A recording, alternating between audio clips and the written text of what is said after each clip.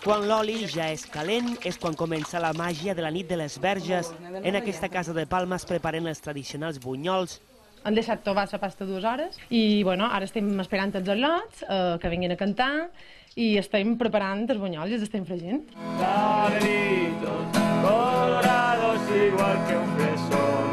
Les serenates trenquen el silenci de la nit en una tradició on els joves enamorats regalen cançons a les seves estimades, una tradició que es repeteix any rere any. Ja venen! Són aquí ja? Sí? Hola, venim aquí a enviar bunyols per clavells. Hola, molt bé. Allà dalt els joves reparteixen clavells blancs i vermells. Bueno, és una tradició que du aquí molt d'anys i que se fa així, i bueno, sí, és una manera d'un romanticisme que des d'aquí no tenim que perdre les generacions joves tindrien també que seguim aquesta tradició, que és molt guapa.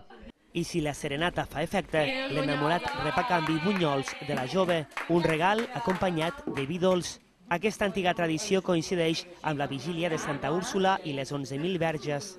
La tradició de la festa diu que van ser unes monges a un monestir, no? Que no van voler cedir a l'assaig dels moros, i per tant van decidir morir verges abans que patir l'abús.